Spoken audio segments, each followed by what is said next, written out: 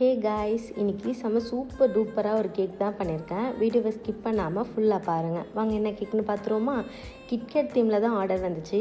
Already 2 times KitKat தீமில் KitKat pack மாதிரி பண்ணியிருக்கேன். அதை பார்த்துட்டு கிட்கேட் தீமில் வேணும், பட் பேக் மாதிரிலாம் வேணாம், கிட்கேட் மாதிரியே வேணும் அப்படின்னு கேட்டிருந்தாங்க.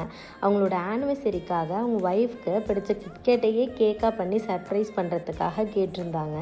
ஓகே பண்ணிக்கலான்னு ஓகே சொல்லிட்டேன். அவங்க ஒய்ஃபு சர்ப்ரைஸ் ஆனாங்களா என்னன்னு வீடியோட லாஸ்ட்டில் ரிவ்யூ இமேஜ் அட்டாச் பண்ணியிருக்கேன், நீங்களே பார்த்து தெரிஞ்சுக்கோங்க. 3D கேக் தான் இது. பார்க்குறதுக்கு ஈஸியாக காமிச்சிட்டேன் வீடியோவில், பட் பர்ஃபெக்ஷன் கொண்டு வரதுக்குள்ளே போதும்னு ஆயிடுச்சு எனக்கு. இந்த கேக் வந்து சாக்லேட் ஃப்ளேவர்.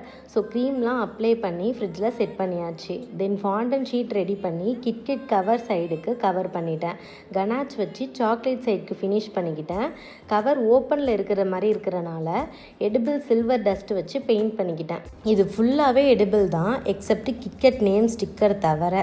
போர்டில் டிசைன்ஸ்லாம் இருக்கிறதுனால லுக்கு கம்மியாக இருக்கிற மாதிரி எனக்கு தெரிஞ்சது. ஸோ போர்ட்லேயும் க்ரீமை ஃபுல்லாக அப்ளை பண்ணிட்டேன். எனக்கு இந்த கேக்கை பார்க்கவே ரொம்ப அப்பிடைசிங்காக இருந்துச்சு. உங்களுக்கு எப்படி இருக்குன்னு கமெண்ட்டில் சொல்லுங்கள். இது மாதிரி கஸ்டமைஸ்டு கேக்ஸ், ப்ரௌனிஸ்லாம் வேணும் அப்படின்னா DM பண்ணுங்கள். பயோவில் இருக்கிற நம்பருக்கு காண்டாக்ட் பண்ணுங்கள். நெக்ஸ்ட் வீடியோவில் சந்திப்போம். பாய்.